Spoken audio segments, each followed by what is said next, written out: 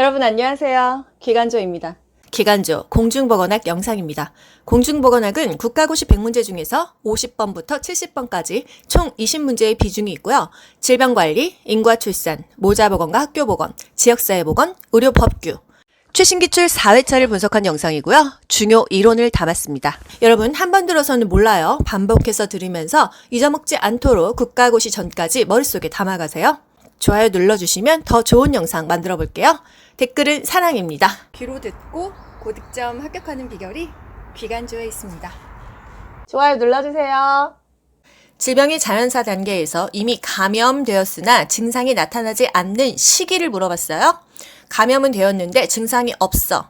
불현성 감염기입니다. 현성이라는 것이 나타날 현, 보일 현, 뭔가 눈앞에 나타난 것이 현성이고요. 이 시기를 물어봤으니까 불현성 감염기, 증상이 나타나지 않는 사람은 불현성 감염자가 되겠어요. 병원력, 동력, 감염력, 현성 감염자, 불현성 감염기, 불현성 감염자, 결핵 환자, 잠복 결핵 감염자, 결핵 의사 환자, 건강 보균자, 그냥 보균자. 의료 법규와 질병 관리에 나오는 그런 용어들입니다. 여러분, 이거 이외에도 많이 있지만 중요한 것만 좀 추려봤어요. 요 정도는 어느 정도 알고 가야 된다.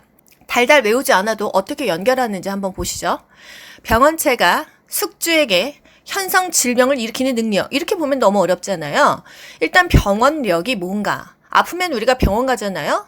그래서 눈에 보이는 질병이 있다 하면은 병원력이다. 그냥 이렇게 생각하자고요.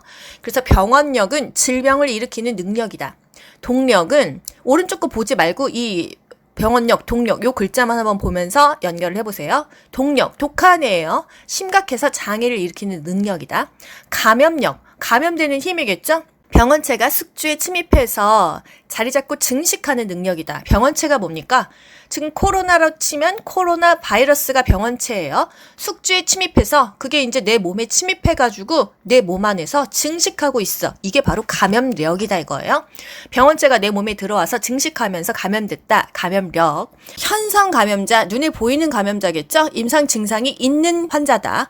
불현성 감염기, 감염됐는데 증상이 나타나지 않는 시기이다. 결핵 환자, 말 그대로 결핵이 눈에 딱 보이는 환자예요. 임상적 특징이 나타나고 양성 확인이 된 게 결핵 환자이다. 잠복 결핵 감염자와 결핵 의사 환자가 섞어서 많이 나옵니다. 이 두 개는 확실하게 아셔야겠죠? 잠복 할 때 이 복자가 복수의 복으로 그냥 생각을 하세요. 그러면 플러스 마이너스 뭔가 양성 음성 두 개가 나오면 이것은 잠복 결핵 감염자이다. 이렇게 기억하시면 되겠습니다. 투베르클린 반응 검사가 결핵 감염 검사예요. 결핵균 검사가 객담 검사예요. 그래서 결핵 감염 검사가 양성이 나왔어. 투베르클린 반응 검사가 양성이 나왔어. 그런데 결핵균 검사, 객담 검사에서는 음성이 나왔다면 이거는 잠복해 있는 감염자다. 잠복 결핵 감염자 이 소리고요. 결핵 의사 환자, 여기서의 의사는 닥터가 아니겠죠? 헤아릴 의, 같을 사, 실제와 비슷하다 이거예요. 결핵 환자와 비슷해 보이는 환자가 결핵 의사 환자예요. 왜 비슷해 보일까요? 결핵은 해당이 되는데 균 검사하니까 양성이 안 나왔어. 균 검사는 음성이야. 그래서 결핵 환자랑 비슷해 보인다 해서 결핵 의사 환자라는 말입니다. 뭔가가 양성, 음성 이렇게 나오면 두 개가 나왔을 때는 잠복 결핵 감염자가 되고요. 균 검사가 음성이다. 확인이 안 됐다. 이러면 의사 환자가 되는 겁니다. 그냥 결핵 환자와 비슷해 보이는 환자가 결핵 의사 환자이다. 보균자, 균을 보균하고 있는 사람이에요. 건강 보균자, 보균을 하고 있는데 건강한 사람이겠죠? 병원체는 침입했어. 바이러스는 침입했는데 임상 증상이 없고 건강한 사람과 같지만 균은 있어서 나는 건강한데 다른 사람한테 감염병을 옮겨. 얼마나 문제가 되겠습니까? 그래서 감염병 관리에 문제가 되는 사람, 가장 문제가 되는 사람이 건강 보균자라는 거예요. 본인은 건강한데 균을 가지고 있어서 다른 사람한테 감염을 시키기 때문이죠. 그럼 제가 문제 내볼게요. 맞춰보세요. 병원체가 숙주에게 현성 질병을 일으키는 능력은 뭐예요? 눈에 보이니까 병원 가야겠죠? 병원력이다. 병원체가 숙주에 대해서 심각한 임상 증상과 장애를 일으켜 심각하고 장애를 일으키니까 독하죠? 동력이다. 병원체가 숙주에 침입하여 알맞은 기간에 자리 잡고 증식하는 능력 하면은 증감, 감염력을 기억하셔야 되고요. 명백하게 병원체에 감염되어서 증상이 있다 하면은 현성 감염자 또는 환자죠. 결핵 환자는 뭐예요? 임상적 특징도 있고 양성으로 확인된 경우가 결핵 환자이다. 잠복 결핵 감염자는요? 투베르쿨린의 양성, 결핵균 검사에서는 음성, 양성 플러스 음성, 플러스 마이너스가 나왔으면 잠복이다. 요건 뭘까요? 결핵균 검사에서 양성 확인이 안 된 자. 결핵에는 해당되지만 결핵균 검사에서는 양성 확인이 안 됐다 하면은 결핵 의사 환자. 또 문제, 병원체가 침입했으나 임상 증상이 없고 건강자와는 같으나 병원체를 배출하는 보균자로 특히 감염병 관리에 문제가 된다. 건강한데 보균자래요. 건강 보균자이다. 아시겠죠?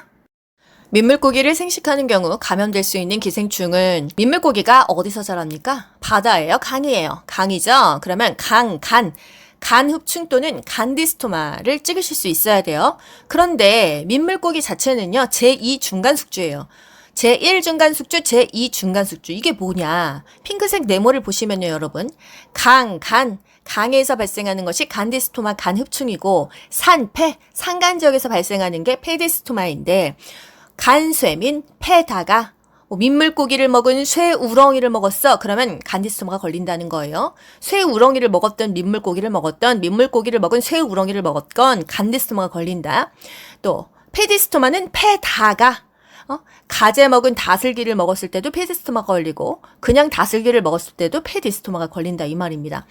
제1 중간숙주, 제2 중간숙주 그렇게까지 힘들게 다 하시지 마시고 그냥 간쇠민, 폐다가, 강간, 산패 귀간주에서 찝어준 것만 암기하시면 여러분 이런 문제는 아무리 변형이 돼도 다 맞추실 수가 있어요. 강류역에서 기생충이 발생했다 하면은 간흡충 또는 간디스토마예요. 같은 말입니다. 산간 지역이었어요. 그러면 산패, 페디스토마죠. 그럼 예를 들어서 다슬기를 먹고 감염됐어. 그러면 답은 페디스토마가 되겠죠. 아시겠나요? 이런 것은 지역적 특성으로 생기는 병이기도 하고 풍토병이라고 합니다. 또 문제, 한 지역에 국한되지 않고 동시에 세계적으로 퍼져 있는 감염병이 뭐냐? 동시에 세계적으로 퍼져 있어. 이게 바로 답이 되는 겁니다. 모르는 거는 문제에 답이 있어요. 동시에 세계적으로 퍼지는 게 뭘까요? 주기성, 토착성, 산발성, 유행성, 범유행성. 뭘까요? 동시에 세계적으로 퍼진다고 하면 주기성은 딱 느낌에도 주기적으로 발생되는 거구나. 2년에서 4년마다 유행이 일어난다. 그냥 요 정도만 아시면 될 거고요. 토착성, 그 지역의 풍토, 바람, 풍, 흑토, 물 이런 걸로서 발생되는 것이다. 강간 산패가 되겠죠. 간디스토마 있고요. 장티푸스, 그 지역의 우물을 먹고 병 걸렸어. 이게 바로 지역적 토착적인 발생이 되겠다. 산발성, 딱 그냥 흩어져 있다는 거잖아요. 머리가 산발이야. 다 그냥 흩어져 있다. 시간, 장소 다르게 그냥 드문드문 발생한다. 전파 경로가 불확실하다. 렙토스피라증, 이것까지 깊게 알 필요는 없는데요. 일단 3급 감염병이고요. 소, 돼지, 개, 들쥐 이런 것에 의해서 감염이 됩니다. 장마철에 집 잠기고 그 꾸중 물 속에 있는 이 가축물들의 분변 이런 것들 때문에 오염이 되는 것이 렙토스피라증이었다. 드문드문 산발적으로 발생한다. 경로는 불확실하다 이것입니다. 렙토스피라증이 쥐새끼 때문에만 생기는 건 아니지만 소, 돼지, 개, 들쥐 이런 것에 의해 감염되니까 쥐새끼, 모기에 관련된 것들은 3급 감염병이구나 이렇게 크게 기억하시면 되겠어요. 유행성, 전국적으로 유행하는 거 있어요? 일본 뇌염, 부산 뇌염, 유행성 감기 이런 것들이 전국적으로 유행을 하더라. 그러면 전 세계에 퍼지는 거 뭐죠? 지금 코로나잖아요. 코로나. 세계적, 범발생적 그리고 독감 이런 것은 그냥 전 세계적으로 퍼져 있는 것이다. 그냥 보기를 봐도 느낌적으로 찍을 수가 있더라. 질병을 일으키는 3대 요인은 뭐죠? 병원체, 환경, 숙주. 병원체가 뭐예요? 예를 들어서 코로나예요. 코로나라는 질병이 내가 일어났어요. 병원체는 코로나 바이러스가 되겠죠? 숙주는 내 몸이 되는 거고요. 환경은 주변 환경이에요. 내가 주변 환경이 깨끗하냐, 더러우냐. 그런 것이 되겠는데요. 조금 더 디테일하게 제가 이 네모표로 좀 분류를 했습니다. 병원체는 질병 발생의 직접적인 원인이 된다. 그 병원체 바이러스가 될 수도 있고, 온도가 너무 높거나 낮아. 감기 걸릴 수 있잖아요. 그런 식으로 온도, 습도, 방사선 너무 많이 쬐었어. 물과 음식물에 관련이 있어. 중금속에 노출되었어. 이게 바로 그 병원체, 그 바이러스라고 생각하시면 되겠습니다. 환경. 너무 모기가 많아. 그럼 나 모기 물려가지고 뇌염도 걸릴 수 있을 거고 지카 바이러스도 걸릴 수 있겠죠. 그 지역의 상하성은 너무 더러워. 전쟁 났어. 물도 없고 먹을 것도 없어.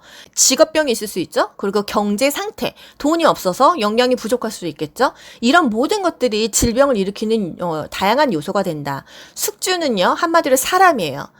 나이가 중요하고요. 성별이 중요합니다. 튼튼한 남자가 아무래도 더 건강할 수 있겠다. 연령이 높은 사람들이 코로나 바이러스에 더 걸릴 수 있겠다. 인종에 따라서도 건강 상태가 달라지고요. 면역력 굉장히 중요합니다. 우리 면역력만 떨어져도 막 대상포진 걸리잖아요. 성격, 스트레스 많이 받는 사람은 더 질병에 걸리기가 수월하겠다 이거예요. 질병을 일으키는 3대 요인, 병원체, 환경, 숙주. 바이러스가 일단 질병을 일으키고 내 몸이 컨디션이 안 좋고 면역력이 떨어지면 일어날 거고 주변 환경이 내가 뭐 진짜 돈도 없고 물도 맨날 더러운 물만 나오고 이렇게 되면 병에 걸릴 수밖에 없다 이거죠. 문제. 질병 발생의 요인 중에서 숙주 요인에 해당하는 것은 따끈따끈하게 3월에 나왔죠. 숙주면 사람이에요. 사람에 관련된 다 뭐 있어요? 인종밖에 더 있습니까? 인종, 뭐 성, 남자냐 여자냐, 나이가 많냐 적냐 이 정도입니다. 문제. 모기가 전파 매개체인 감염성 질환은 답이 지카 바이러스예요. 그럼 모기 때문에 생기는 질병 굉장히 많은데요. 일단 3급 감염병 보잖아요. 모기 때문에 생기는 질병이 여기 다 모여 있습니다. 1번 뇌염. 뇌염은 모기 때문에 걸리는 거 다 아시죠? 말라리아까지는 다 아실 거예요. 그리고 지카 바이러스도 모기 때문에 생깁니다.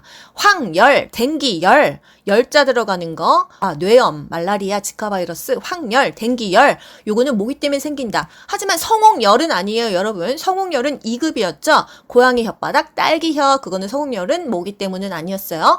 쥐새끼 때문에 생기는 병도 알아야겠죠. 발친티푸스, 발진열, 쯔쯔가무시증, 신증후군 출혈열이 뭐예요? 유행성 출혈열이에요. 개한테 물렸어? 공수병이죠? 요 정도 알고 가시면 되겠네요. 오염된 음식물에 의해서 전파되는 감염병은 간염에 A형 간염, B형 간염, C형 간염이 있는데요. A형 간염이 문제가 가장 잘 나옵니다. 음식물 잘못 먹었어. 오염된 음식, 오염된 물 먹고 걸렸어. 그러면 A형 간염이에요. A형 간염은요. 식기를 구별하고 음식 같이 먹으면 안 됩니다. 그래서 감염자가 사용한 식기를 설거지하고 끓입니까? 끓이고 나서 설거지합니까? 더러워도 끓이고 나서 뒤늦게 설거지를 한다. 이게 이제 보기에서 많이 나오는 얘기고요. 환자의 대변을 통한 경구 감염이다. 여러분, 먹어서만 걸릴까요? 피로도 감염이 돼요. 이거 모르시는 분들, 의아해하시는 분들 많아요. 피는 가장 세게 감염되는 거 아니겠어요? 먹어서도 걸리면 피로도, 혈액 제제로도 감염이 된다. 그래서 주사기, 우리가 이제 환자, A형 간염 환자 주사 놓고, 그거 주사기 뚜껑 잘못 닫다가 내 살을 찍었어. 그러면 A형 간염 걸릴 수 있다 이 얘기죠. 사실은 혈청성 감염, 주사기 잘못 접촉해서 걸리는 건 B형 간염, C형 간염이에요. 혈액이나 체액, 주사기로, 그리고 성접촉에 의해서 걸리는 것은 B형 간염, C형 간염이다. 기억하시고요. A형 간염이 잘못 먹어서 걸린다. 그리고 잘못 먹어서 걸리는 거 또 있잖아요. 식중독균 중에서 뭐 있었어요? 어패를 잘못 먹었어. 장염 비브리오균이었죠? 문제, 예방접종에서 BCG 이전에 맞았어야 할 예방접종은 이런 문제가 나왔었습니다. 그럼 BCG보다 더 먼저 태어나자마자 맞아야 되는 건 뭐냐? 보세요, 여러분. 0개월에요. B형 간염 맞고요. BCG 맞고요. 비타민 K, 혈액 응고 주사 맞습니다. BCG가 결핵 주사예요, 결핵 주사. 원래는 뭐 1개월 이전에 맞으면 됩니다. 0에서 1개월이니까 태어나자마자 맞아도 되고 한 1개월 이내만 맞으면 되는데 B형 간염은요, 제일 먼저 맞는 거예요. 여러분 기억하실 거는 뭐 옛날에 뭐 1950년대인가 그때 B형 간염이 그렇게 많았다면서요. 주사기 돌렸어가지고. 그래서 우리나라에서 태어나자마자 애들을 B형 간염 주사를 출생 즉시 맞춘다. 그래서 B형 간염이 가장 먼저 맞는 주사라고 기억하시면 되겠어요. 가족 중 결핵 환자가 있다면 신생아 BCG 접종 시기는 언제겠어요? 출생 즉시예요. 그럼 2방을 놓아야 되면 애들 주사 어디다 놓습니까? 애기들은 허벅지 외측 관근에 놓잖아요. 왼쪽 허벅지에 1방, 오른쪽 허벅지에 1방 이렇게 맞는 거예요. MMR이 뭐고 디탭이 뭔지 아셔야 되겠죠? MMR은 홍유풍이에요. 홍유풍, 홍역, 유행성, 이하선염, 풍진이 MMR이에요. 이 정도는 기본으로 아셔야 됩니다. 디탭은 DTP인데 A는 AND의 뜻입니다. 디파백, 디프테리아, 파상풍, 백일해가 디탭이었다. 이 표는 그냥 참고만 하시고요. MMR, 홍유풍, 디탭은 디파백이었다. 태어나자마자 맞아야 되는 것은 우리나라는 B형 간염이더라. 집안에 결핵 환자 있으면 BCG 맞아야 되더라. BCG에서 특이한 것도 뭐 있었어요? P 내주사이더라. 피 내주사, 우리 왜 알러지 테스트 할 때 이렇게 약간 조그맣게 포 떠가지고 우리가 항생제 알러지 있는지 없는지 그렇게 동그라미 표시 이렇게 해놓고 병원에서 맞는 그 주사 있잖아요. 아, 결핵 주사가 피 내주사였다 기억하시고요. 그럼 피하 주사 중에서 유명한 거 뭐 있었죠? 그거는 인슐린 주사는 피하였다. BCG는 피 내주사다. 아, 결핵은 피 내주사다. 요거는 알고 가셔야 돼요. 문제, 질병의 예방 활동에서 3차 예방에 해당하는 것은 이거는 뭐 보건간호학과 공중보건학 이렇게 둘 다 공통되는 내용이라서 이게 공중에서 나올 수도 있고 보건에서도 나올 수 있어서 짚어드립니다. 일단 질병에 걸렸어요. 걸리기 전에 예방하는 것이 1차 예방이고요. 2차 예방은 이미 질병이 걸렸습니다. 아무리 조기치료, 조기검진을 해도 질병이 걸린 것은 2차고요. 질병이 이제 맨 마지막에 남아있는 기능을 최대한 잔존 능력을 활용해서 어떻게든 살아보자. 이게 3차 예방인 거예요. 말이 예방이지 이거는 예방이 아니죠. 1차는 뭐든지 다 예방되는 듯한 느낌이에요. 예방, 증진, 금연과 금주, 뭐 금연 교육, 어떤 교육, 예방 이런 거는 다 1차고요. 2차에서 주의하실 거는 조기치료, 조기검진 다 조기자 들어가도 이미 병이 걸렸다. 그리고 건강검진. 왠지 1차일 것 같지 않습니까? 요걸 주의하셔야 돼요. 건강검진이 2차더라. 이게 국시에 나왔었잖아요. 3차는 재활, 복귀, 재적응, 물리치료. 뭔가 사회에 적응하려고 안간힘 쓰는 것들이 3차더라. 코플릭 반점 하면 답이 딱 나옵니다. 홍역이죠. 일단 어떤 시기냐 하면은 카타르기다. 이렇게 그냥 자연적으로 연결됩니다. 홍역은 무조건 한 문제가 나오는데요. 어떤 문제가 나오느냐는 조금씩 달라요. 카타르기가 나올 수도 있고 코플릭 반점에서 홍역이 될 수도 있고 홍역을 자연적으로 앓고 난 그 면역은 뭐냐? 홍자능이 나올 수도 있습니다. 문제, 홍진마진이라고도 하며 비말 감염으로 전파되고 유행시 환자는 일주일간 격리되어야 한다. 이러면 뭐냐? 홍역입니다. 홍역은 2급이었어요. 또 전구기, 발진기, 회복기 그렇게 나뉘어졌었잖아요. 전구기는 카타르기랑 같은 말이에요. 전염성이 가장 심하다. 코플릭 반점이 나타난다. 발진기, 목 뒤에서부터 서로 막 이렇게 융합이 되면서 발진을 한다. 홍역이 막 유행하고 있어. 백신을 가속 접종합니다. 유행하고 있으니까 안 걸리려고 원래 12에서 15개월의 주사를 맞는 건데 더 일찍 맞는다. 6에서 11개월에 맞는다. 이 소리예요. 아까 MMR 뭐였죠? MMR이 홍유풍이었어요. 홍역, 유행성 이하선염, 풍진이었는데 이게 원래 12, 15개월에 MMR을 1차로 맞거든요. 돌 지나고 MMR을 맞는 건데 전국적으로 홍역이 유행이라면 돌 전에 맞는다. 이 정도는 알고 가셔야 되겠죠? 문제, 만성질환의 일반적인 특징은 만성질환, 고혈압, 당뇨 이런 생활습관병이에요. 특징은 생활습관이 영향을 미친다. 맨날 기름진 음식 먹고 음식 짜게 먹었어. 고혈압 걸리겠죠. 맨날 단 거 먹었어. 당 확 올라가는 거 먹었어. 그럼 당뇨 생기겠죠. 생활습관이 영향을 미친다는 거. 만성질환은 질병의 발생 시점이 불분명하다. 아, 내가 2021년 8월부터 만성질환이 생긴 것 같아. 이렇게 시점을 규정할 수가 없어요. 개인차가 있고 원인도 다양하고요. 잠복기가 긴 만큼 유병률이 높습니다. 유병률, 병을 가지고 있는, 유지하고 있는 기간이겠죠. 호전과 악화를 반복하면서 점점 나빠지는 방향으로 진행을 합니다. 3개월 이상 회복이 안 되면 만성질환으로 생각해요. 아, 100일 동안 내가 몸이 안 좋으면 나는 만성질환이 될 수 있겠구나. 생활습관과 관련이 깊다 아셔야 돼요. 만성질환 관리, 국시에 나왔기 때문에 또 디테일하게 뭐가 만성질환인지 한번 안 짚을 수가 없습니다. 그래서 계속 이게 가지치기를 하다 보면 영상이 길어질 수밖에 없어요. 일단 고혈압이 가장 중요해요. 왜? 전 국민이 거의 고혈압 환자가 너무 많아. 그래서 고혈압이 국시에 맨날 나옵니다. 고혈압은 어떤 식단을 해야 돼요? 일단 짜게 먹으면 안 됩니다. 저염, 그리고 지방을 많이 먹으면 안 돼요. 저지방. 왜? 고혈압 환자들은 살이 많이 쪘어. 그렇기 때문에 그 압력 때문에 오히려 혈압이 더 높아. 그래서 살을 빼야 된다. 체중 조절을 하려면 저염, 저지방을 먹어야 된다. 스트레스 받지 말아라. 금연, 금주해라. 이게 가장 중요합니다. 그리고 고혈압 약 한 번 먹기 시작하면 죽는 날까지 먹어야 된다. 계속 먹어야 된다. 조절돼도 먹어야 된다. 이게 중요한 거예요. 또 당뇨병 중요하죠. 암에서는 여러 가지 암이 있지만 폐암이 우리나라 사망률의 1위다. 왜? 소리 없이 퍼진대요. 통증도 없고. 문제, 정기적인 관찰과 교육이 필요한 고위험 모성보건 대상자는 엄마가 위험한 건요. 고혈압하고 당뇨, 임신성 고혈압, 임신성 당뇨가 위험한데 고혈압이 가장 위험해요. 왜? 임신 중독증의 가장 대표적인 질병이 엄마가 고혈압일 때이기 때문에요. 그래서 고혈압은 이렇게 해도 문제가 나오고 저렇게 해도 문제가 나온다. 굉장히 중요한 파트라는 거. 코로나 바이러스 감염증 예방 접종 후에 얻게 되는 면역은 여러분 코로나가 중요합니까? 예방 접종 후에 얻게 되는 면역은 요게 중요합니까? 예방 접종 후에 얻게 되는 건 뭐예요? 예인능. 그래서 인공능동 면역. 기간조 공부하신 분은 그냥 바로 1초, 2초 만에 찍을 수 있는 문제였어요. 봅시다. 1, 2, 3, 4만 볼게요. 예인능, 백톡인능, 모자수, 홍차능. 여러분 이것만 하시면 면역 문제는 다 맞으실 수가 있어요. 머리로 막 고민하면서 하나씩 유추해서 문제 하나 푸는데 2분, 3분 걸릴 필요가 없습니다. 5초 안에 다 풀 수 있어요. 예인능, 예방접종 맞고 나서 주사를 맞고 나서 내가 면역이 생겼어. 그러면 예인능, 인공능동 면역입니다. 아시겠죠? 백톡인능, 백신 톡소이드 맞고 생겼어. 그러면 인공능동이에요. 뭔가 인위적으로 내가 병원 가서 주사 맞고 생긴 거는 인공능동인 거예요. 모자수, 모체로부터 엄마로부터 자연적으로 받았어. 자수, 자연 수동 면역이다. 모유나 태반으로부터 받았어. 모자수, 자연 수동이라는 거예요. 홍자능, 홍역을 앓고 난 후에 자연적으로 생긴 거 자연 능동.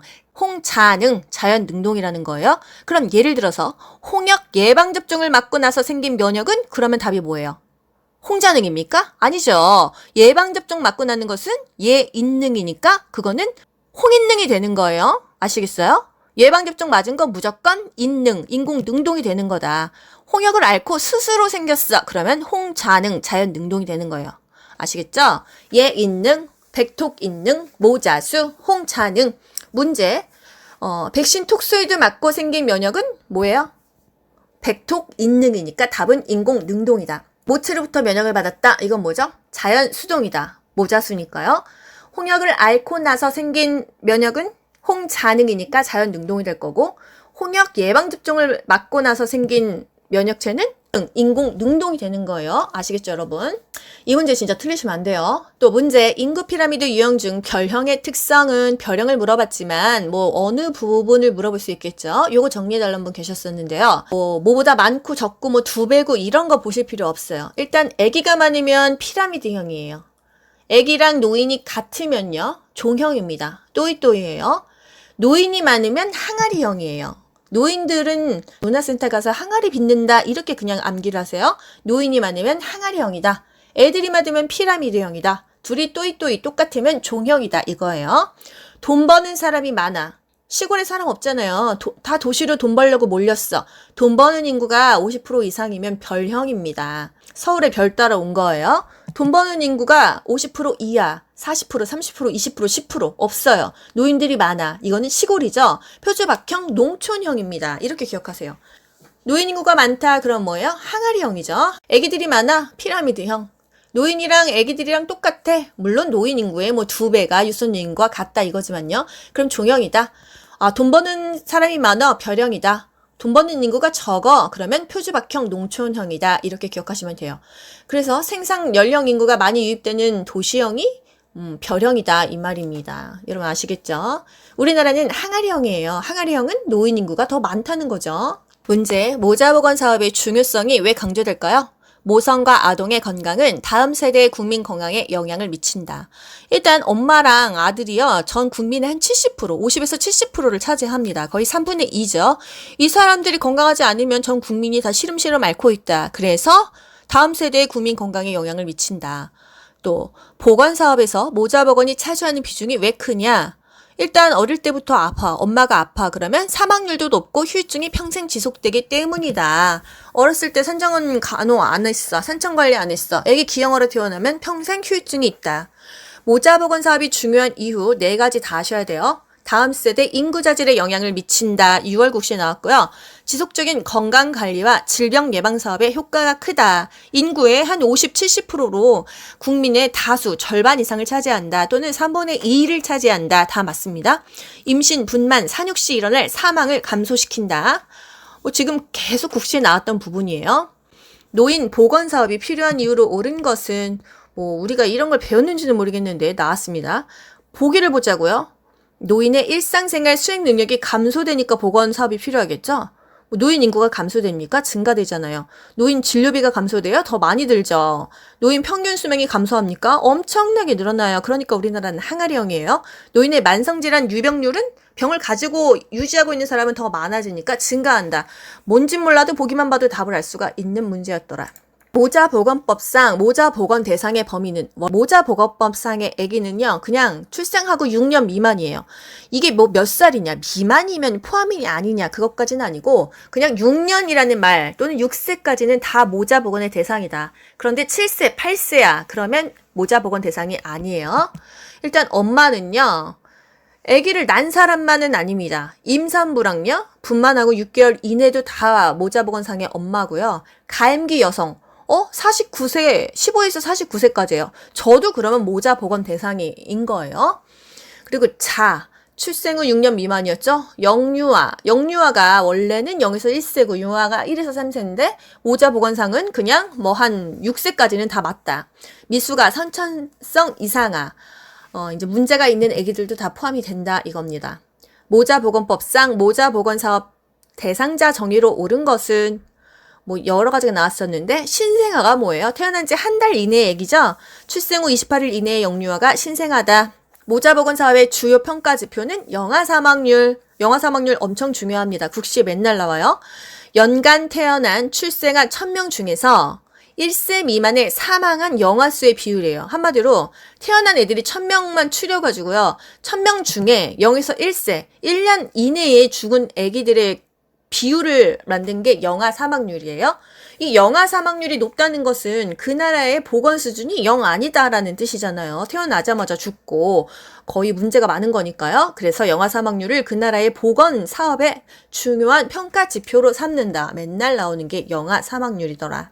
문제, 영아의 예방접종하고 주의사항에 대한 교육으로 옳은 것은 이거 왜 나올까요? 우리가 간호조무사로 소아과에 취업을 했습니다. 그러면 아기가 접종 맞았어요. 뭐 MMR 맞았어요. 뭐 BCG 맞았어요. 얘기를 해줘야 돼요, 엄마한테.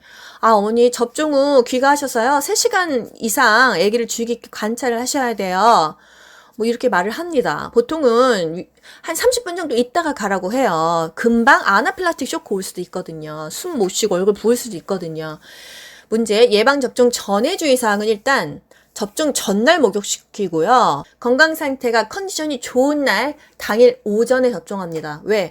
컨디션이 나쁘면 예방접종을 맞았는데 그 병이 걸려버리는 거예요. 그리고 오전에 접종을 해야 오후에 뭐가 안 좋았을 때 병원을 오는데 너무 병원 끝나는 시간에 접종 맞으면 응급실 가야 되잖아요. 그렇기 때문에 오전에 접종해서 오후에 충분하게 예후를 본다 이 말입니다. 그 어린이의 건강 상태를 잘 아는 보호자가 데리고 와야겠죠. 평소에 천식이 있었어. 애가 워낙에 비리비리하고 몸이 아팠어. 그날 주사 맞고 쇼크 올 수도 있어요. 그래서 건강 상태를 잘 아는 보호자가 데리고 와야 된다 이 말이고요. 예방접종하고 나서는 그 병원에서 한 30분 정도 머물러서 관찰하는 게 중요합니다. 또 3시간 이상은 문제가 있나 없나 주의 깊게 관찰해야 돼요. 접종 당일 목욕 안 시킵니다. 제가 싱싱이코코 병원 가서 예방접종 맞출 때도요. 거기서 그렇게 얘기해요. 얼굴이 부어오르거나 애가 뭐가 문제가 있으면 바로 병원에 데리고 오셔야 돼요. 이럽니다.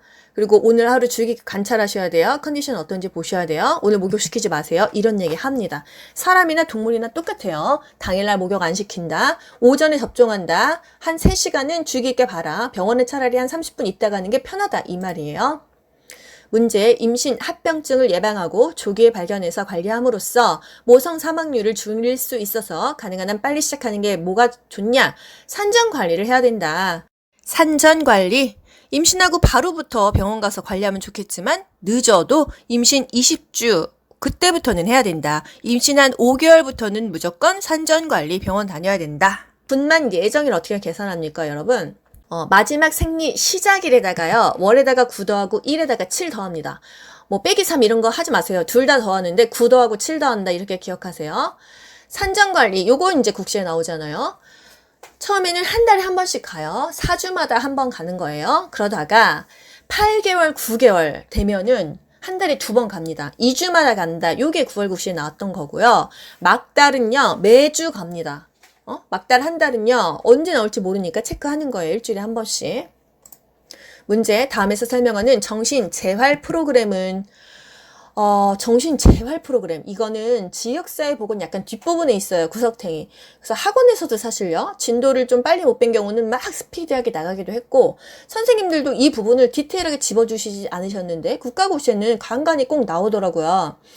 환자에게 일상생활을 영위해 가는데 필요한 기술을 익힐 수 있는 기회를 제공한다. 정신장애로 인한 결핍된 인간관계를 개선시키고 독립적인 생활에 필요한 기술을 교육한다. 또 대인관계 스트레스 관리 교육이 대표적이다. 정신재활 프로그램 중에서 이것이 사회기술훈련이다 그랬어요. 한마디로 기술을 익히고 기술을 교육했다. 그래서 사회기술훈련이다. 모르면 문제 속에 답이 있다고 했어요. 또 옆에 문제, 다음 대상자에게 안내할 수 있는 지역사회 서비스 기관은 이게 이제 2021년 3월 국시에 따끈따끈하게 나왔는데요. 1년 전 배우자 사별했어. 모든 활동에 대한 흥미가 감소됐어. 우울증이 있겠네요. 하루 종일 기분이 처지고 우울하다. 수면 장애가 있다 하면은 정신건강에 안 좋겠죠. 정신건강복지센터에서 안내를 할 수가 있다. 지역사회 간호, 내용별 사업은 만성질환 관리, 구강 관리, 정신건강 관리 여러 가지들이 있었는데 이 중에서 정신재활 프로그램에는 뭐가 있고 지역사회 서비스에는 뭐가 있고 이런 것들이 한 문제씩 꼭꼭 나옵니다. 문제, 우울증이 있는 대상자가 이렇게 얘기합니다. 특히 주의를 기울여야 될 말은 뭐냐. 여러 가지 보기들이 있었는데 제가 없어져도 아무도 찾지 않을 거예요. 난 죽겠다. 나 죽어도 아무도 안 찾는다. 위험하겠죠? 그래서 특히 주의를 기울여야 된다. 이런 문제도 나왔었다는 거. 여러분 그거 기억나시나요? 자살을 하고 싶다 하는 사람에게 구체적으로 단도직입적으로 묻는다. 구단문. 구체적으로 단도직입적으로 묻는다. 이것도 국시에 나왔잖아요. 자살을 하고 싶으신가요? 왜 자살하고 싶으신가요? 이렇게 구체적으로 단도직입적으로 물어보는 거예요.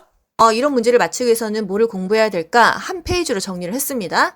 지역사회 정신건강 파트가 있어요. 여러분 생소하시죠? 이 중에서 정신재활 프로그램 요 또 소파트가 있는데 여기서 요런 것들이 나와요. 낮병원, 밤병원, 거주지 재활, 가족 개입, 자조 집단, 직업 재활이 나오는데요.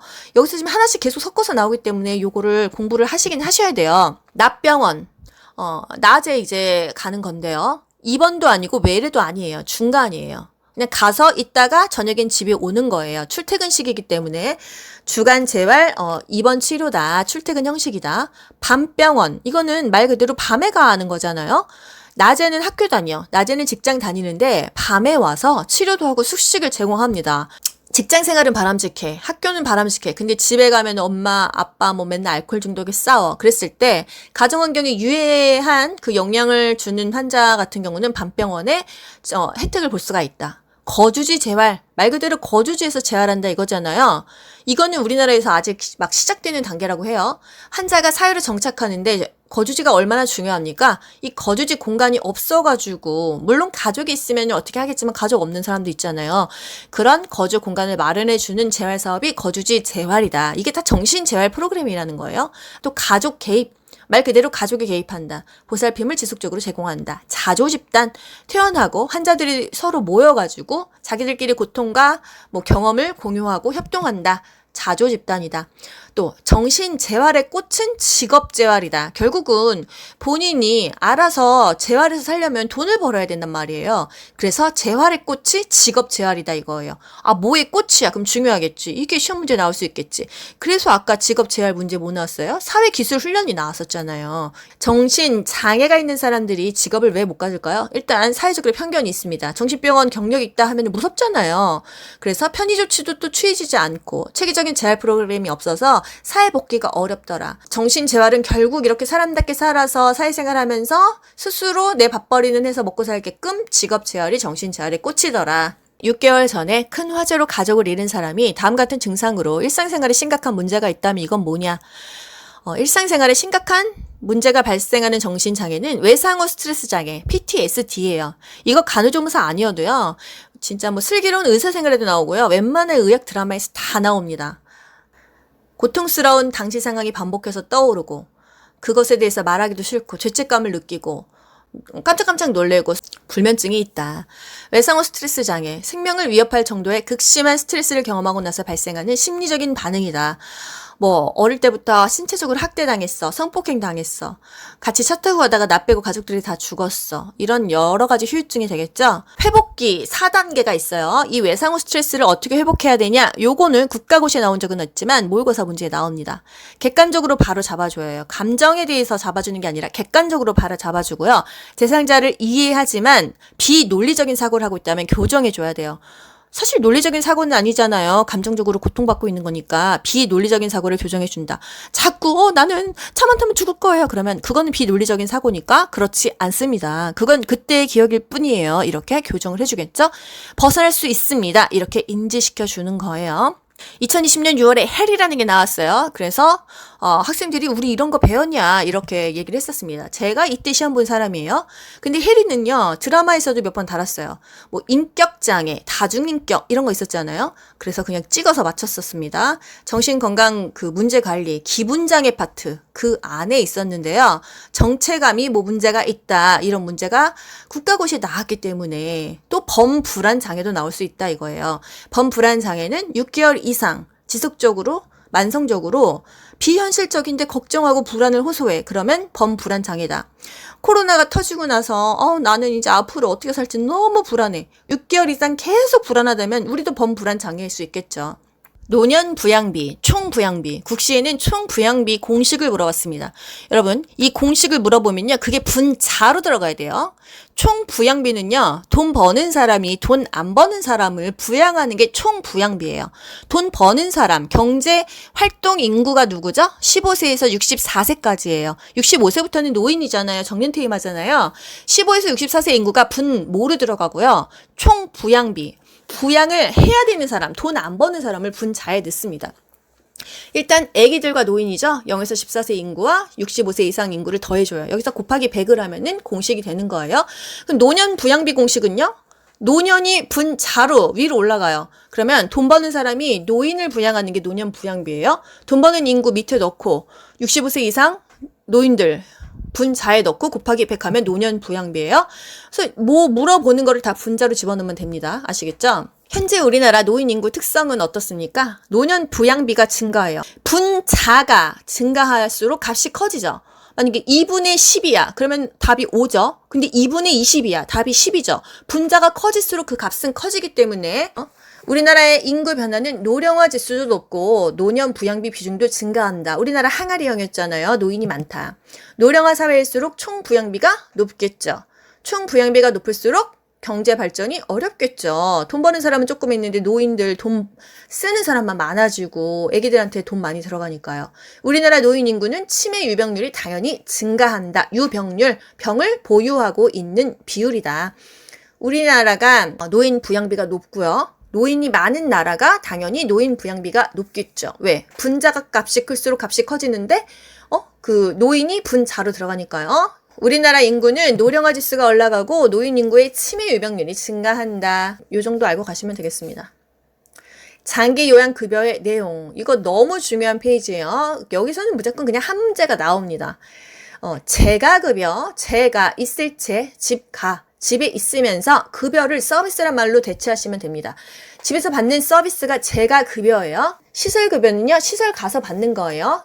노인 요양시설, 노인 요양 공동생활가정, 요것도 이제 비교를 할 때, 노인 요양 공동생활가정은요, 노인이 9명 이내로만 받습니다. 노인 요양시설은 10명 이상부터 받습니다. 10명, 20명, 30명 받는 거예요. 그래서 규모가 작다. 노인 요양 공동생활가정은 그룹 홈이라고 하고요. 9명 이내로 받는다. 노인 요양시설은 10명, 20명, 30명 받는다 이거예요. 왜 이렇게 나누냐? 우리 의원과 병원의 차이가 뭐였어요? 의원은 입원 병상이 29개까지고 30개가 넘으면 병원이 됐잖아요. 똑같아요. 규모로 그냥 구분을 하는 거예요. 노인 2.5명당 직원이 1명 있어야 됩니다. 그러면 노인이 10명이면요. 직원 4명 있어야 되잖아요. 그래서 노인 9명만 받는 거예요. 그럼 직원 3명만 있어도 되더라. 또 특별 현금 급여, 가족 요양비를 현금으로 급여한다. 이거는 이제 우리나라에서 거의 쓰지 않고 있습니다. 문제, 노인 장기 요양 3등급 판정을 받은 대상자 가족이 부득이한 사유로 일주일간 집을 비웠다. 이때 받을 수 있는 재가급여 서비스는, 포인트는 뭐예요? 일주일간 집을 비웠을 때 어떤 서비스를 받을 수 있냐? 일정 기간이잖아요. 단기 보호이다. 일단 표를 먼저 볼까요? 제가 급여 서비스, 집에서 받을 수 있는 서비스에는요, 6가지가 있어요. 방문 요양, 방문 목욕, 방문 간호, 주 야간 보호, 단기 보호, 기타 재가급여, 즉 복지용구를 대여해주는 게 있습니다. 방문 요양보호사가요, 집으로 방문을 해서 그 집안일 해줘요. 그리고 대상자 목욕시켜줘요. 그래서 신체 활동과 가사 활동을 해주는 것이 방문 요양이 되겠고요. 방문 목욕시설을 갖춘 장비를 이용해서 목욕을 제공한다. 뭐 이동 목욕차 이런 거 끌고 옵니다. 그래서 2명이 목욕시켜줘요. 방문 간호는 왠지 뭐 병원 느낌 나죠? 의료진 느낌 나죠? 방문 간호는요, 간호조무사, 간호사, 치위생사가 옵니다. 어떻게 오냐? 의사의 지시를 받고 가정 방문을 하는 거예요. 한의사나 치과의사의 지시에 따라 수급자 가정을 방문해서 간호하거나 진료 보조하거나 뭐 처방전 주고 가거나 요양에 관한 상담하거나 구강위생을 보는 그런 모든 서비스가 방문 간호이다. 방문해서 간호해 주는 게 방문 간호입니다. 주 야간 보호, 우리가 알고 있는 데이케어 센터예요. 차가 오잖아요. 그래서 치매 걸린 엄마 싣고 가요. 저녁 6시, 7시에 집으로 또 데려다 줘요. 하루 동안 일정 시간 동안 그 기관에서 보호해 주는 게 주 야간 보호예요. 여기서의 야간의 개념이 24시 그런 온라이트 야간이 아니고요. 우리가 6시 넘으면 병원에서 야간 진료라고 하잖아요. 그 개념이에요. 보통은 저녁 한 8시 뭐 그 정도까지를 야간이라고 봅니다. 또 단기 보호. 엄마가 이제 5급 치매 환자인데 아들이 혼자 돌보고 있었단 말이죠. 아들이 해외 출장 일주일을 받았습니다. 그러면 엄마가 이제 주야간 보호 다니셔서 저녁에 집으로 퇴근을 하시는데 아들이 없으면 누가 엄마를 돌봅니까? 그래서 일정 기간, 한 달에 며칠만 기간에 보호를 요청하는 게 바로 단기 보호예요. 단기 보호? 집 아니고 기관으로 가는 건데 왜 재가급여야? 집에서 받는 서비스야? 한 달엔 30일이죠? 30일 중에서 그래도 집에서 자는 날짜가 더 많기 때문에 단기 보호는 재가 서비스예요. 마지막 기타 재가급여, 복지용구를 대여해 주거나 제공해 줍니다. 뭐 전동 침대, 휠체어, 욕창 예방 매트릭스, 이동 욕조, 보행기 뭐 사야 되는 것도 있고요. 대여가 되는 것도 있습니다. 지금 단기 보호, 방문 간호가 그 전에 9월달에 나왔습니다. 일정 기간은 단기 보호였어요. 일정 시간은 주야간 보호죠. 지역사회 간호사업의 과정, 사진 개수평, 요거는 그냥 서비스로 넣은 화면입니다. 사정, 진단, 계획, 수액, 평가. 일단 사정은요, 실태를 파악하는 거고요. 진단은 주민의 건강 문제를 확인하는 것이다. 계획은 사업의 우선순위를 결정하고 가능한 한 목표를 선정해서 그 평가 계획까지 다 계획 단계에서 잡는다. 계획 과정에서 주민이 참여하는 것이 반드시 필요하고 지역 주민과 더불어서 계획하는 게 중요하다. 수행, 실천하는 단계, 평가는 신뢰성, 타당도, 객관도를 갖춰야 된다. 그리고 평가가 끝나면 재계획을 해야 된다. 사정, 진단, 계획, 수액, 평가. 일단 실태 파악하고 건강 문제 확인하고 계획 세우는데 평가도 계획 단계에서 다 미리 계획을 해라. 또 수행은 실천하는 단계고 평가는 다 끝나면 재계획까지 해라. 그냥 한번 또 듣고 가는 거랑 아예 안 듣는 거랑은 다르니까요. 간호사업의 우선순위는요, 감염병 환자입니다. 가정 방문의 우선순위는요, 비감염병 환자예요.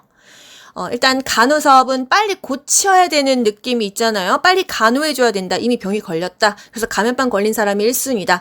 가정 방문은 감염 환자 먼저 집 돌면 그 다음 집 다 감염되니까 비전염성이 우선이다. 요것을 좀 염두에 두시면 뭐 끝나는 문제가 아닌가 싶어요. 그래서 가정 방문 시의 우선순위는 비전염성 질환자 먼저 오고 감염병이 맨 마지막이고 지역사회 간호사업의 우선순위는 감염병 먼저이다. 간호사업은 감염병부터이다. 기억하시고요. 가정방문 우선순위 한번 짚어볼게요. 일단 비전염성 대상이죠. 개인보다는 집단이 더 먼저입니다. 일일이 1명, 2명 이렇게 돌보는 것보다는 뭐 학교 아니면은 뭐 회사 이렇게 집단이 먼저라는 거. 당연히 급성 질환자가 먼저예요. 만성 질환자는 오늘이나 내일이나 비슷비슷 그냥. 그리고 경제적이나 교육적인 정도가 낮은 층을 먼저로 한다. 집합되어 있는 곳과 산재되어 있는 곳. 한 집 가정 방문하려면 하루에 5집도 방문 못해요. 근데 아파트, 101호, 102호, 103호, 그날 뭐 20집도 방문할 수 있겠죠? 집합되어 있는 곳이 더 먼저다. 요게 이제 보기로도 나오잖아요. 일단 가정 방문은 비전염성이 먼저고, 집단이 우선이다. 급성이 먼저고, 집합되어 있는 곳이 먼저더라. 단독주택보다 아파트가 먼저더라. 요 정도요. 간호조무사의 가정 방문 활동 목적은 가족을 단위로 한 건강 관리가 목적이다. 가정 방문하면요, 그 대상자 말고 그 대상자 가족들도 관리를 할 수가 있다. 가정 방문 우선순위, 당연히 뭐가 먼저였어? 비감염성 질환이 먼저였습니다. 가정 방문은 비전염성이 먼저였고, 감염병, 간호사업은 감염병부터다. 가정 방문의 장점은 딱 가서 봤는데, 이 집은 환경이 일단 곰팡이가 너무 많아. 식사가 맨날 김치에 물만 말아 먹어. 이러면 뭔가 눈으로 직접 볼 수 있으니까 가족의 문제 해결 능력을 직접 평가할 수 있겠죠. 아들이 맨날 술 먹고 엄마를 때려. 이런 게 보이잖아요. 방문 간호조무사의 자격은요, 경력 3년에다가 교육을 이수한 사람이에요. 간호사는요, 방문 간호사는 경력 2년이죠. 또 가정 방문 전에 뭘 준비해야 될까요? 그 집의 히스토리, 그 집에 대한 기록을 읽어봐요. 또 방문 후에는 기록을 합니다. 의료법상 다음에 해당하는 의료기관은 100병상 이상 300병상 이하 하면은 답이 딱 나옵니다. 뒤에 긴 말이 필요 없어요. 병상이 100개 이상이면 종합병원이에요. 병상이 500개 이상이면요, 상급 종합병원이에요. 300개 이상이면요, 그냥 종합병원이에요. 단지 진료 과목의 차이가 있는 거예요. 보세요. 병상이 30개 이상이다 하면 병원이죠. 29개, 28개, 20개, 10개 의원이죠.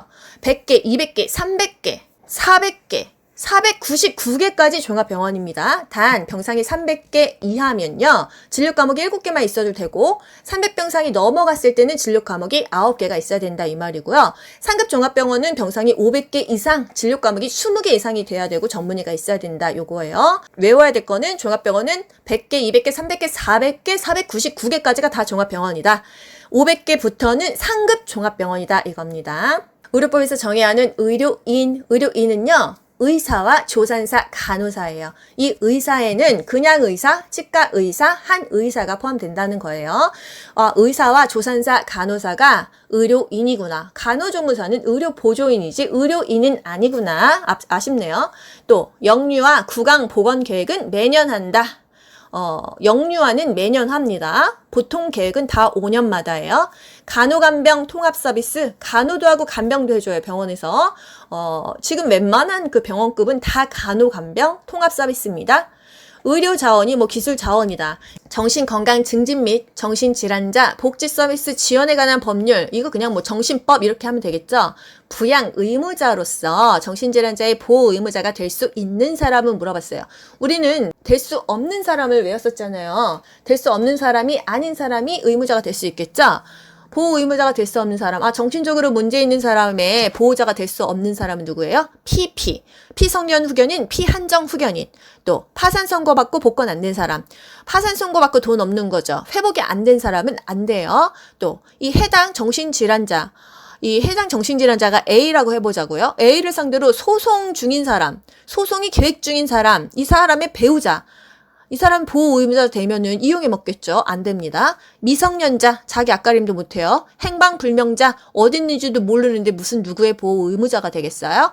그래서 PP 안 된다. 복권 안 된 사람, 경제적 능력이 없는 사람 안 되는 거죠. 소송하는 사람, 소송 중인 사람, 그 배우자 안 되는 거죠. 미성년자, 행방불명자는 정신이 건강하지 않은 사람의 보호자가 될 수가 없다 이거예요. 파산 선고 후에 복권이 된 자는 이미 회복이 된 거잖아요. 이 사람은 되더라. 또 문제, 정신건강 증진 및 정신질환자 복지 서비스 지원에 관한 법률상 이 입원의 종류가 뭐냐. 응급 입원을 물어봤어요. 응급 입원이 뭐예요? 정신질환자로 추정되는 사람이 자신의 건강이나 안전, 다른 사람에게 해를 끼칠 위험이 큰 사람을 발견하는 뭔 소리입니까?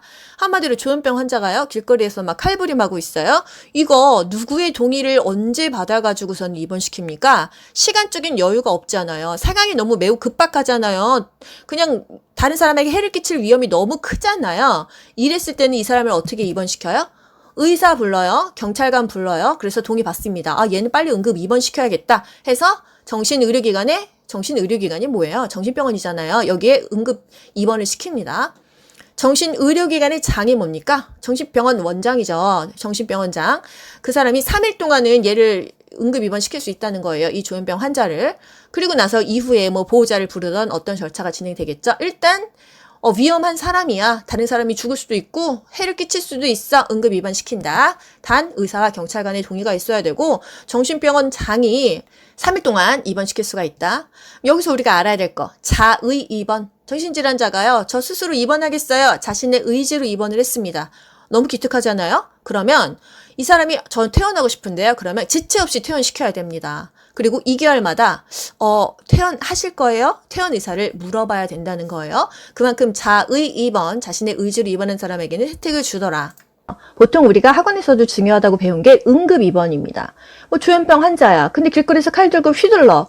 나도 위험하고 그 조현병 환자도 위험하고 일반인들에게 위해가 될 수 있기 때문에 그냥 경찰관하고 의사 불러갖고 그냥 3일 동안 응급 입원시킨다. 요것만 사실 우리가 외웠었는데 입원의 종류는 다양하더라. 보의무자가 입원을 시키는 것도 있고 그냥 응급으로 의사나 경찰관이 입원시키는 것도 있고 스스로 자의 입원, 자신의 의지로 정신질환자가 입원하는 경우도 있고 병원장이나 보호자가 동의하거나 또 본인이 동의해서 하는 동의 입원이 있다는 거예요.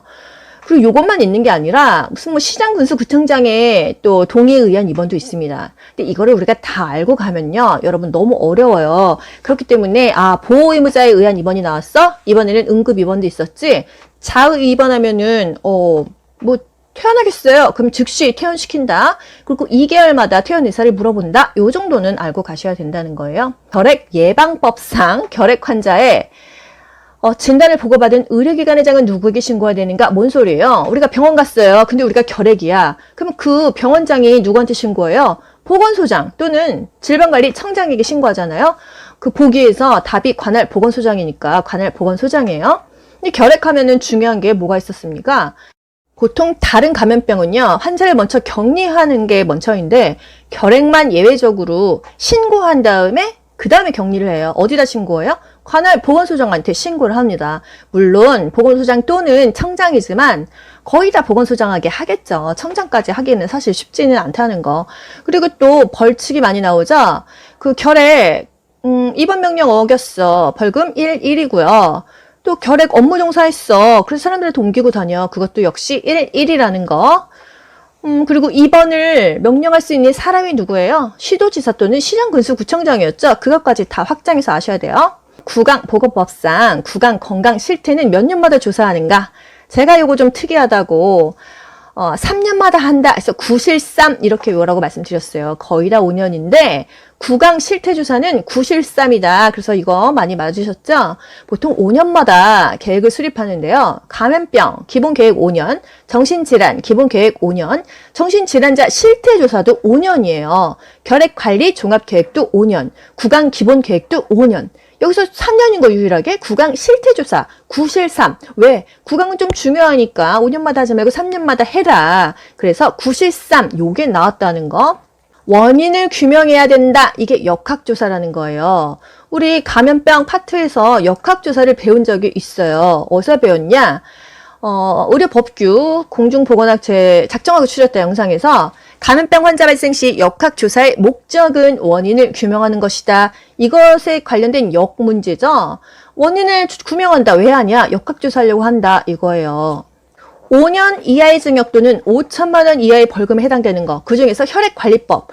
요거 기간조에서 또 왠지 찍고 싶어서 요번에 찍어드린 거 아니겠어요? 보자고요. 혈액매매 행위 5야. 무슨 장기 매매도 아니고 혈액 매매가 5야. 굉장히 세네. 제가 이렇게 말했던 거 여러분 기억하시죠? 문제, 결핵 예방법상 결핵 관리 업무 종사자가 업무 중 알게 된 환자 비밀을 정당한 사유 없이 누설했을 때 벌칙은 결핵을 생각하지 마시고요. 비밀 누설을 생각하시면 됩니다. 비밀 누설했을 때 벌금 3이에요. 3년 이하의 징역 또는 3천만 원 이하의 벌금이다. 요양보호사는 그 대상자의 정보를 누출했을 때 2입니다. 간호조무사는 3이에요. 성인의 결핵 진단 순서가 좀 중요한데요. PPD 테스트, 투베르클린 그 테스트예요. 흉부 X선 촬영한다. 또 객담 검사한다. 객담은 이른 아침 첫 객담. 눈 뜨자마자 침 말고 가래를 받는다 이거예요. 왠지 침 받을 것 같죠? 아니에요. 물 안 헹굴 것 같죠? 아니에요. 물로 헹구고 가래를 칵 받는다는 거죠. PPD, 투베르클린 그 PB 하는 검사 판독은 한 2, 3일이 걸린다. 또 객담 처리는 태우는 게 가장 좋다. 소각법이 좋습니다. 우리나라 쓰레기는 태우는 거 소각법이 가장 좋은데 그 돈 많이 드니까 매립법 땅에 묻었었어요. 소각법이 가장 깨끗하다. 문제 결핵 예방법상 전염성 결핵 환자에 대해서 접촉 많은 업무에 종사하는 것을 제한할 수 있는 사람이 누구냐 물어봤어요. 전염성 결핵 환자에 대해서 그 업무 종사를 일시 제한해라. 그 일을 하지 말아라. 정지하거나 금지할 수 있는 사람은요. 시장군수구청장 또는 시도지사예요. 보기 중에 시장군수구청장 하면 요게 답이 되겠죠? 시도지사 요게 있으면 이게 답이에요. 시장군수구청장 또는 시도지사 둘 다 나와 있어도 요게 다 답이 됩니다. 전염성 소실 판정 받을 때까지 업무 종사를 정지하거나 금지할 수 있는 사람이 요 사람들이다. 그리고 2번 명령할 수 있는 사람 역시 마찬가지예요. 시장군수구청장 또는 시도지사 2번 명령을 할 수가 있습니다. 결핵 걸린 사람이 이렇게 사람들 많이 대하는 일에 종사했어요. 벌금 얼마입니까? 1,000,000원이에요. 1,000,000원. 이게 2020년 6월 국시 때는요. 그때는 벌금이 500이었거든요. 근데 지금 1,000,000원으로 올랐기 때문에 여러분 1,000,000원을 기억하시면 됩니다. 감염병 벌칙 요 정도만 알면 되지 않을까. 모르시면 112를 찍으시면 됩니다. 1,000,000원이 가장 많아요. 일단 감염병이 걸렸어. 코로나든 결핵이든 마찬가지예요. 치료 거부했어. 자가치료, 자가격리. 입원 치료, 시설 치료를 하라고 했는데 다 거부했어. 그러면 1,000,000원입니다. 1년 징역 가거나 1,000,000원 벌금 내면 되는 거예요. 전염성 결핵 환자 일하고 있어. 위반했어. 1,000,000원입니다. 결핵 환자를 이제 진단을 했어요. 그러면 보건소에 신고해야 되잖아요. 의사가. 근데 신고 안 했어. 근데 이 사람이 죽었어. 신고 안 했어. 그 신고 의무 위반으로 500만 원 벌금 냅니다. 의사나 의료기관 종사자가 결핵 환자 등을 진단 또는 사망 후 신고 의무를 위반했다 하면 500만 원이에요. 다른 감염병은 300만 원인데 결핵은 세더라. 500이다. 근데 내가 결핵 걸렸어. 나 근데 일하고 있어. 벌금 1,000만 원이에요. 나 코로나 걸렸어. 격리 안 해. 1,000만 원이에요. 만 50세 이상의 남녀가 하면 딱 나와야 됩니다. 건강검진 중에서 50세 이상은 대장암 검사밖에 없어요. 만 50세 이상의 남녀가 1년마다 분변 자멸 검사를 받은 후에 분변 자멸 검사가 뭐예요? 대변 검사인데 그 안에 피 있는지 없는지 알아보는 거죠. 이때 받을 수 있는 검사는 대장 내시경이다. 우리나라 건강보험에서 지정한 정기암 검진 5종은요. 원래 방위, 간대, 자였어요. 방암, 위암, 간암, 대장암, 자궁 경부암. 최근 폐암이 추가돼서 6종이 되었습니다. 우리나라에서 가장 많이 걸리는 암 아까 사망률 1위가 폐암이었죠. 다 거의 2년마다인데 대장암은 1년마다 검사하고요. 간암은 위험한 사람은 6개월마다 검사합니다. 거의 다 만 40세 이상인데 대장암은 만 50세 이상 검사하고 자궁 경부암은 만 20세부터 합니다. 이게 좀 달라요. 나이에 따라서 좀 다르는데 우리 교과서에서는 이렇게 나와 있다는 거. 국강보건법상 수돗물 불소농도 조정 사업의 목적은 수돗물에 불소를 조정해서 넣는 거예요. 그래서 충치를 예방하자. 그래서 치아우식증 예방입니다. 치아우식증이 충치예요. 충치. 또 문제 국강보건법상 주 1회 양치할 때 불소농도 얼마냐. 매일 양치할 때 불소농도 얼마냐. 에브리데이 0.05 맨날 외워놓고 주 1회 나왔더니 0.05를 찍어요. 0.2%잖아요. 그래서 그냥 이미지로 박았습니다. 여러분. 매일 우유 500ml. 500ml 왠지 0.05, 500 비슷하잖아요. 매일매일 500ml다. 매일매일 0.05다. 불소농도는 매일 0.05다. 이래도 틀리신 분 진짜 너무한 거예요. 문제. 혈액관리법상 허용되는 것은 이런 문제 나왔었는데요. 보기 좀 보자고요. 헌혈 증서를 판매함. 딱 봐도 아니죠?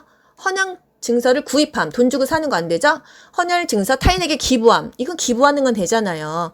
또 자신의 혈액을 금전상의 대가받고 제공함. 똑같은 소리죠. 안 되죠? 그러니까 팔고 사는 거 안 된다. 결국은 기부는 된다. 이거예요. 혈액 매매는 금지된다. 만약에 부적격 혈액을 발견했어. 부적격 혈액이 뭐예요? 에이즈 피일 수 있잖아요.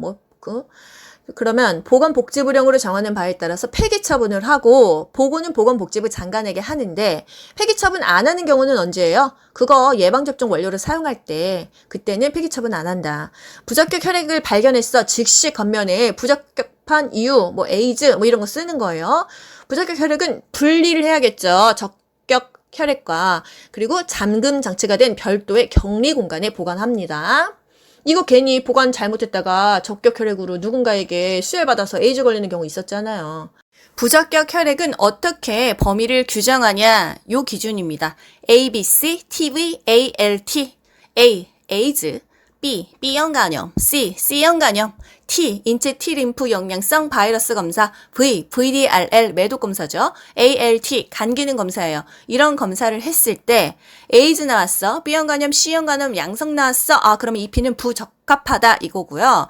VDRL 매독이야. 간 기능 검사 수치가 안 좋아. 피가 더러워. 그렇다면 아, 이 피는 부적격하구나 이렇게 판단을 하는 거예요. 문제, 헌혈자로부터 체혈할 때 실시하는 검사가 아닌 것은 체혈할 때 요런 검사를 하는데요. 이 외에 혈당 검사 요런 보기가 나오면 이거는 아니라는 거예요. 이 피를 적격한지 판단하는 것은 A, B, C, TB, ALT 검사였더라.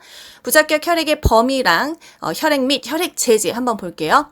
체혈 과정에서 응고됐어. 오염된 혈액 안 되겠죠? 감염병, 피야, 약물, 선별 검사 결과 부적격하다. 그렇다면은 이 피는 혈액 제제로 쓸 수가 없다. 심한 혼탁을 보여. 또 용혈된 혈액이야. 다 깨졌어. 터졌어. 안 되죠. 혈액 용기의 밀봉 또는 표지가 파손된 혈액 안 된다. 보존기간이 경과한 혈액, 유통기한 지난 피 안 된다. 안전상의 이유로 부적격 요인에 해당한다고 보건복지부 장관이 정한 혈액은 안 된다. 이렇습니다. 그래서 부적격 혈액의 범위는 A, B, C, TB, ALT였고 그냥 뭔가 문제가 있는 피는 다 부적격이더라. 부적격 혈액의 범위에 속하지 않는 것은 이런 문제가 나와요. 뭐 C형 간염 검사, 음성이다. C형 간염 검사 기껏 했어요. 양성일 때 문제가 되지 음성이면 이 피는 괜찮은 거잖아요. 그래서 양성일 때 부적격하다. 음성이라면 괜찮다. 말장난에 주의하셔야 되겠어요. 이제 감염병 화면이 떴어요. 예전에는 보건소장에게 신고했지만 지금은 질병관리청장 누구죠?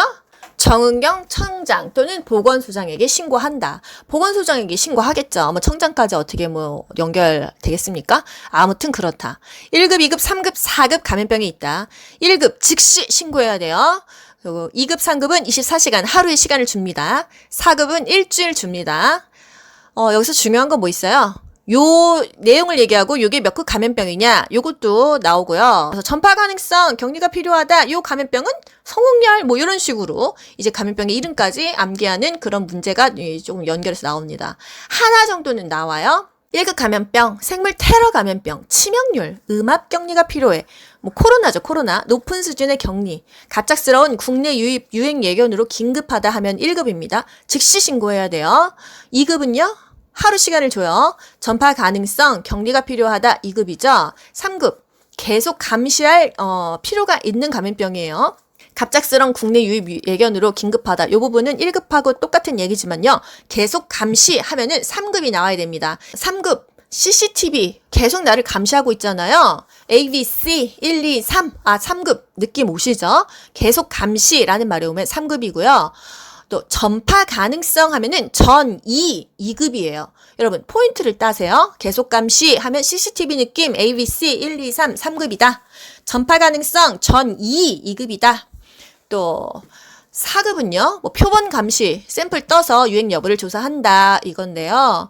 1급 감염병 뭐 있어요? 남리동의 메두사야 보디마라 페탄크 신신. 이거 다 외우셨죠? 남리동의 메두사야 보디마라 페탄크 신신. 남리동의 남아메리카 출혈열, 리프트밸리열, 동물신종플루, 에볼라, 메두사야, 메르스, 두창, 사스, 야토병, 보디마라, 보톨리늄 독소, 디프테리아, 마버그, 라사열, 페탄크, 패스트, 탄저, 크리미앙, 콩고, 신종 감염병 증후군. 이게 코로나죠? 신종 인플루엔자입니다. 남리동의 메두사야, 보디마라, 페탄크, 이 초성이라도 외우세요. 높은 수준의 격리가 필요하고 치명률, 음압 격리, 생물테러 감염병, 이 감염병에 해당하는 것은 뭐 디프테리아, 메르스 이렇게 넣으면은 이게 1급이니까 이렇게 연결하시면 되는 거예요. 거기에 만약에 뭐 성홍열, 결핵 넣으면은 아니겠죠. 2급에서 외우셔야 될 것은요. 결핵 홍역입니다. 결핵 홍역, 성홍열. 열자 들어가는 거는 거의 3급인데요. 2급에 성홍열이 있다는 거 기억하세요. 고양이 혓바닥, 딸기혀, 성홍열은 2급이었다. 결핵, 홍역 다 2급이다. A형 간염 2급입니다. 3급 계속 감시해야 되는 거 에이즈 환자야. B형 간염, C형 간염 환자야. 계속 여기저기 옮기고 다녀. 성관계에서 옮기고 다녀. 업소녀야. 에이즈 걸렸어. 계속 옮기고 다녀. 계속 감시해야겠죠? 3급이에요. 파상풍. 저 얼마 전에 물렸었죠? 파상풍 가장 유명한 거 뭐예요? 못 박다가 못에 찔린 거. 그런 거 파상풍이죠? 또 뭐 고양이나 개한테 물렸을 때도 파상풍 주사 맞아야 되잖아요. 파상풍 걸렸어. 계속적으로 감시를 한다. 공수병, 미친 개병, 개에 물렸을 때 공수병이다. 쥐새끼, 발진티푸스, 발진열, 찌찌가무시, 신증후군 출혈열, 신증후군 출혈열이 유행성 출혈열이었어요. 모기, 중요했죠. 일본뇌염, 말라리아, 황열, 댕기열, 지카 바이러스는 다 모기 때문에 생긴다. 계속 감시를 합니다.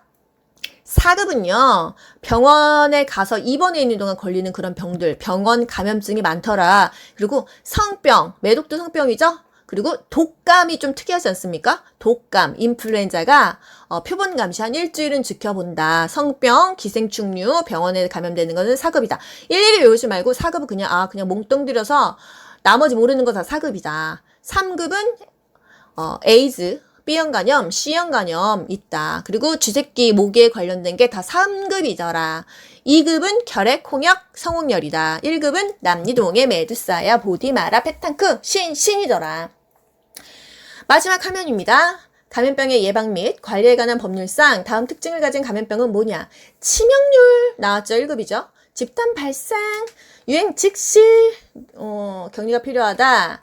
그러면 1급 감염병입니다. 이렇게 나올 수도 있고요. 뭐 예를 들어서 이게 디프테리아 이렇게 나오면 1급으로 찍으셔야 돼요. 감염병의 예방 및 관리에 관한 법률상 그 발생을 계속 감시할 필요가 있어. 계속 감시 뭐예요? CCTV죠. ABC 1, 2, 3, 3급이죠. 근데 여기서 쭈쭈가무시증 이런 보기가 있었어요. 쭈쭈가무시 뭐였어요? 쥐새끼에 관련된 거였잖아요. 이름 몰라도 쥐새끼는 3급이다. 쥐새끼 3급이다. 모기 3급이다. 이렇게 크게 알고 가시면 되겠습니다. 또 혈액관리법상 헌혈자에 대해서 체열하기 전에 뭘 실시해야 되냐? 일단 이 사람이 건강해야 피부를 뽑을 수 있고 피 뽑고 픽 쓰러지거나 문제 있으면 안 되겠죠? 뭘 측정하냐? 일단 바이탈을 체크합니다. 체온, 맥박, 혈압에 체중을 재요. 체중을. 45kg 안 나오면 여자 체열 못 하잖아요. 문진, 시진 또는 촉진합니다. 일단 빈혈 검사합니다. 가뜩이나 빈혈 많아서 팩팩 쓰러지는데 피 뽑고 나서 쓰러졌다가 머리 깨져 죽은 대학생도 있었잖아요. 혈소판 개수 검사. 혈소판은 혈액 응고작용이었죠. 피 뽑고 나서 그 구멍으로 피가 계속 칼칼 나와. 그렇기 때문에 혈소판 개수 검사도 하더라. 과거 헌혈 경력이 있는지 없는지도 본다. 과거에 경력이 있으면 아무래도 안전하다. 체열 금지 대상자인지도 조회한다 이거예요. 일단 바이탈 재고 체중을 잽니다. 이게 중요한 거예요. 여러분 긴 시간 고생하셨고요. 반복해서 들으면서 모르는 것은 계속 머릿속에 집어넣다 보면 어느새 알게 되실 거예요. 여러분 좋아요 한 번씩 눌러주시고요. 여러분의 좋아요, 댓글, 구독은 좋은 영상을 만드는 데 힘이 됩니다. 여러분 감사합니다. 다음 영상에서 다시 만나요. 귀로 듣고 고득점 합격하는 비결이 귀간주에 있습니다. 여러분 모두 합격 가자. 안녕. 좋아요 눌러주세요.